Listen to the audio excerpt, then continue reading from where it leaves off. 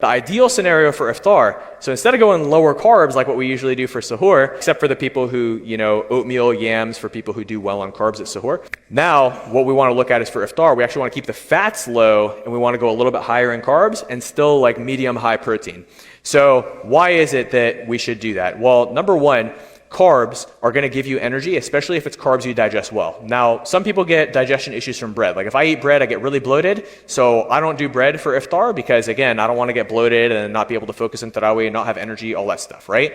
However, for me, the carbs that I do really, really well with at iftar would be potatoes. Potatoes, excellent carb for me, right? I love the taste. They taste great. You can put salt on them as well, which is going to help you hydrate. Rice can be okay in moderate quantities. If I eat too much of it, I'll get bloated. But you might be able to eat, a good amount of rice and not get bloated. Just be mindful of the quantities and make sure it fits within your total daily intake, which we'll talk about in a second, inshallah. So you want to get some nice clean carbs. And of course, some people are lucky enough to still digest bread well. So you could do bread if that's you, as long as you don't get bloated or digestion issues from bread.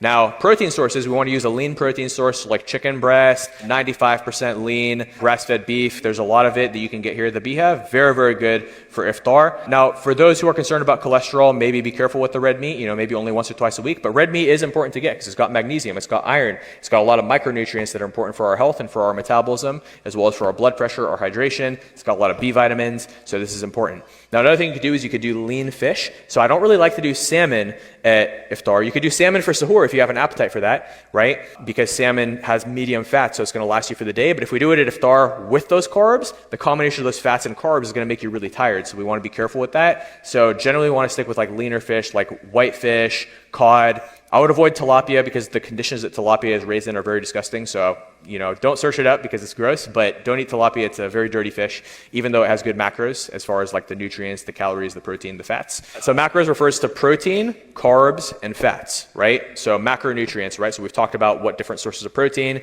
We've talked about a couple different carb sources. We've talked about a couple different fat sources. And if you're ever, looking at a food and you're like, I wonder if this is a protein, carb, or fat, you can actually go on Google and search up nutrition data. So let's say you're looking at a banana. You're like, is this a protein, a carb, or a fat? Banana nutrition data, and you'll see it doesn't really have any protein, doesn't really have any fats, but it has carbs. So banana is a carb source. So you can always check and you'd be like, okay, well, Munir said, don't do it at sahur. So if I do a banana for sahur, I'm probably going to get hungry. And then you try it, and sure enough, you'll probably get hungry if you do a banana for sahur, right? But if you do a banana at iftar, you might find that you actually get a lot of energy. You're like, wow, I feel great. Bananas have potassium, which is good for hydration as well. So those are really good for iftar, especially a lot of us, I'm half Pakistani, and in Pakistani culture, a lot of us, we like to do a big fruit bowl at iftar. Who likes to do a big fruit bowl at iftar?